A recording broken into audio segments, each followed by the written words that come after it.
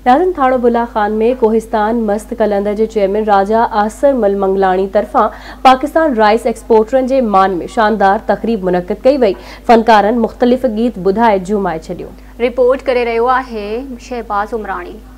थाणो बुल्ला खान में कोहिस्तान की समाजी शख्सियत चेयरमैन मस्त कलंदर ग्रुप राजा आसर मल मंगलानी तरफा पाकिस्तान राइस एक्सपोर्टरन के मान में पुरवकार शानदार तकरीब मुनक़िद कई वई, जैमें सजे मुल्क के राइस एक्सपोर्टरन समेत मुख्तलिफ वापारीन वॾे अंग में शिरकत कई। जॾहिं त तकरीब के दौरान राग रंग की महफ़िल पिण थी, जैमें फनकारन मुख्तलिफ गीत ॿुधाए वेठलनि खे झुमाए छॾियो। मौके ते आवाज़ टीवी न्यूज़ सां ॻाल्हाईंदे चयो त तमाम मुश्किल घड़ी हली रही है असांजे मुआशरे के हवाले से असांजे प्यारे पाकिस्तान में, जैंजी राइस एक्सपोर्ट जो इंडस्ट्री है वह भी असी उनके वर चढ़ियल है। उन में सिर्फ मेन जो किरदार है गवर्नमेंट की तवज्जो ॾियण जी वजह है।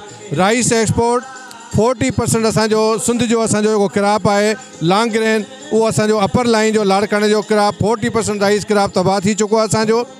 असांजे एक्सपोर्ट सेक्टर के लाइट न पई ॾिनी वञे, गैस उनके बिल्कुल सप्लाई बंद है। इवन असांजे फाइनेंस मिनिस्टर साहब यो ऐलान किया हो तो लाइट एक्सपोर्ट सेक्टर के 19 रुपया 90 पैसे हिसाब से असां ॾींदासीं, पर वह लाइट राइस एक्सपोर्ट सेक्टर के न मिले। एक्सपोर्ट सेक्टर राइस जो सेकंड लार्जेस्ट ट्रेड बाडी आहे पूरे पाकिस्तान जी। असां इहो हर साल कंदा आहियूं, तकरीबन 10 साल खां कयूं पिया, हर साल कंदा आहियूं ऐं हींअर बि हले पियो। इंशाअल्लाह ताला अल्लाह ताला हिम्मत ॾिनी आइंदे बि कंदा रहंदासीं। हिन में छा हिकिड़ी गैदरिंग थिए थी, असां वापारी पाण में हिक ॿिए में पंहिंजो ख़्यालनि जी ॾे वठि कयूं था, कारोबारी ॻाल्हियूं कयूं था, पाकिस्तान जे मुआशी हालत जी कयूं था। सम्झां थो हीउ मोहबत जो मेलो, हीअ असांजे कल्चर, हीअ असांजी धरती, सकाफ़त, इहो मैसेज पास कनि थियूं त कोहिस्तानी माण्हू बेहद मेहमान नवाज़ आहिनि। हर साल हम लोग यहाँ पे आते हैं, ये हमारे ऑनर में दावत देते हैं और एक बहुत बड़ी शख्सियत है।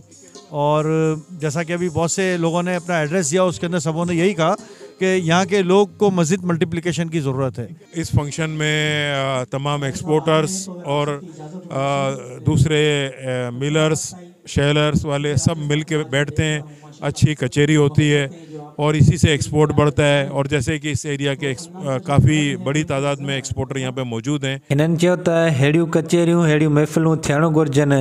हिननि तकरीबुनि जे करे असांखे फ़ाइदो थिए थो, हिक ॿिए सां मिलण जो मौक़ो मिले थो ऐं कारोबार जे हवाले सां पिणु फ़ाइदो थिए थो। हिननि चयो त हुकूमत राइस एक्सपोर्टरनि जी मदद न पई करे, जंहिं सबबु हू परेशान आहिनि। मुल्क जी मईशत खे तमामु घणो नुक़सानु पहुची रहियो आहे। कैमरामैन शिराज खासकेले सां गॾु शहबाज उमरानी, आवाज़ टीवी न्यूज़, थाणो बुल्ला खान।